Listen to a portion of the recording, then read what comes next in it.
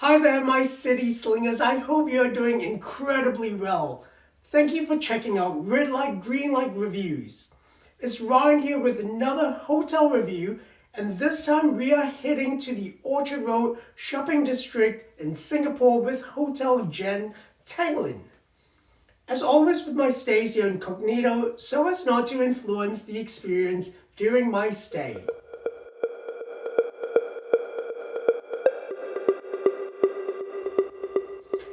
Three things that drew me to the Hotel Jen Tanglin, Singapore. Number one, as Singapore emerged from the pandemic, this felt like a bit of a safer option since it wasn't right down the middle of Orchard Road. Number two, it boasts a large swimming pool, which is a must when staying in scorching Singapore. And number three, it's close enough to Orchard Road, but also doesn't break the bank. Let's check out some online reviews. Cram66 on TripAdvisor says, location is convenient, staff are generally friendly and helpful, starting to show signs of age. Breakfast was ordinary, would have thought better quality from the Shangri-La brand. Hotel staff just walked into the room. Long check-in times, averagely 10 minutes. Given an occupied room, spoke rather rudely to the occupant. Had issues with my room key cards. He insisted rather imperiously for me to queue. Disappointed with such lackadaisical customer manners. 12 on TripAdvisor says, there was a different booking captured in the system. Cozy, but the mirror have spots or mold. My thighs itch throughout my stay. Aircon adjusts itself at night. Requested ice which didn't arrive. Disappointed with what Shangri-La gave. Seems pretty harsh words, but is it fair? Stay tuned to see if it gets the red light or the green light. Come with me and let's check out what it's like to stay at the Hotel Jen Tanglin in Singapore as I take you through the arrival of the room, the food and amenities encountered during my stay. And while we are at it, remember to like and subscribe below. Now remembering, the Hotel Jen Tanglin is part of the Hotel Jen brand and not the Shangri-La brand. It is 4.5 star. And I always set my expectations to the star rating of a hotel. My check-in was fairly quick, and I love that they offered me the option of a pre-booking for the buffet breakfast at a cheaper rate, as it hadn't been an option during my booking process.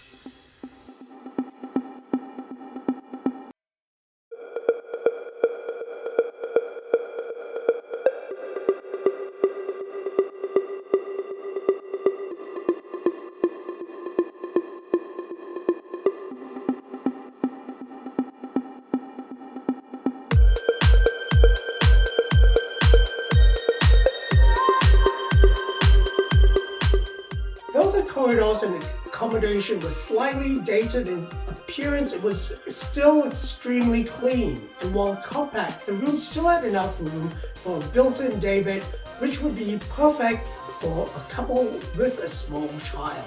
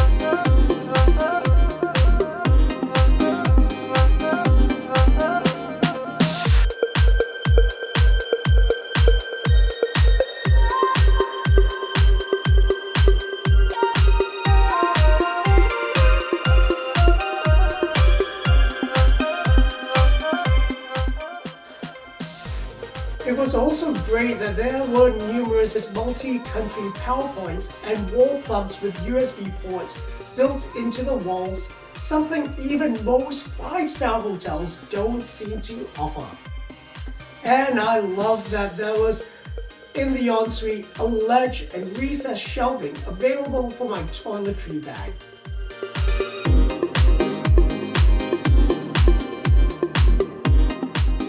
It even had a dual shower, which would have been nice if one of it was actually a fixed head instead of a spray rain shower.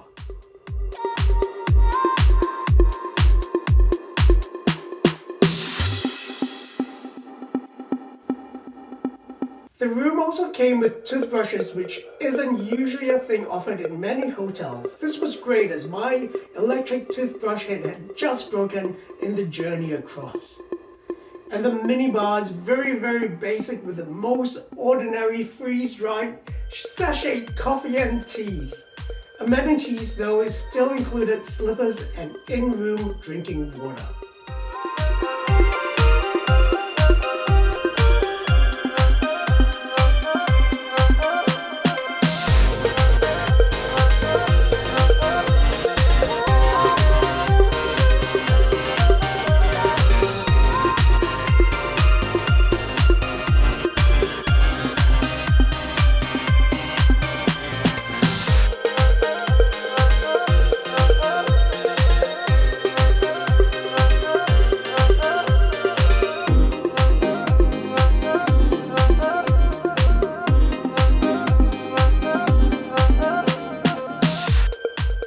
Breakfast is served at the main restaurant J65 and the food was definitely delicious and every bit worth the extra payment during check-in. The Singaporean offerings at the buffet were some of the tastiest I've had at a buffet, and the room service char kway teow, which I ordered the night before, was one of the best I've had, so good that I even forgot to record it for you.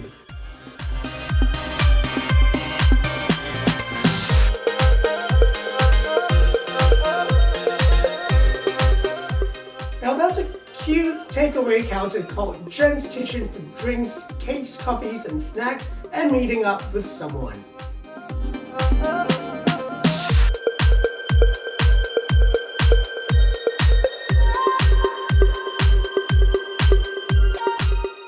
I must really say that I rate the pool at Hotel Jen Tanglin. Many hotels built in the 80s and 90s in Singapore had the land to build on and were big on tropical landscaping, and this was no different.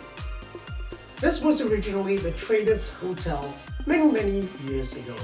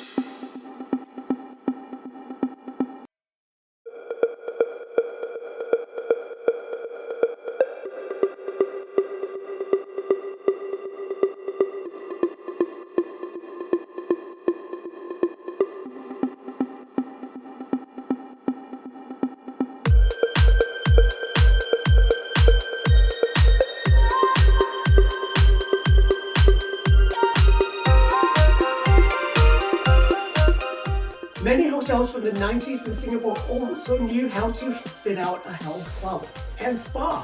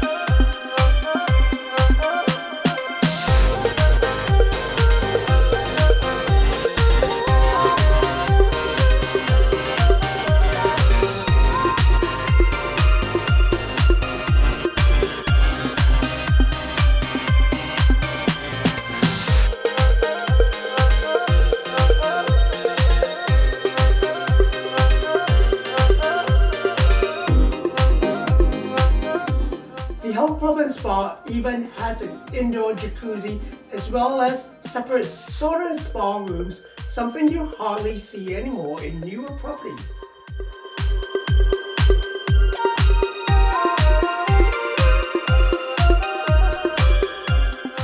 So for the final verdict, I give Hotel Jen Tanglin a green light despite some opportunities such as the door to the bathroom that was near impossible to open, finding food from the previous occupant left in the fridge,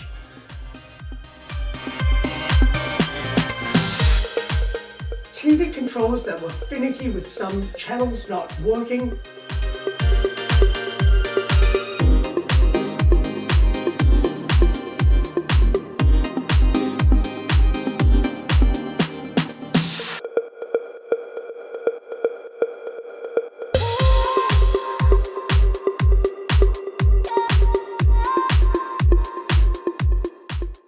but most disappointingly, the external walls to the building were covered in fungus and moss, and it really needed some serious water blasting.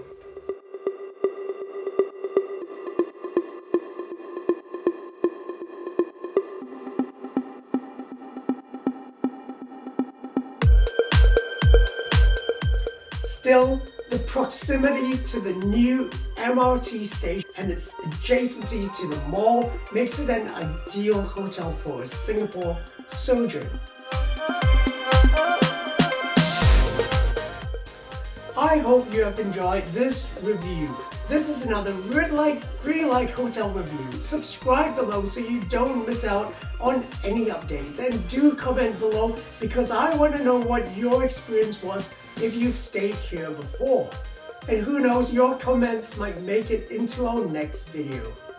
If you would like a shout out, please tell us which hotel to review next. Happy travels, fellow adventurers, and remember, tread lightly, especially when visiting a different country.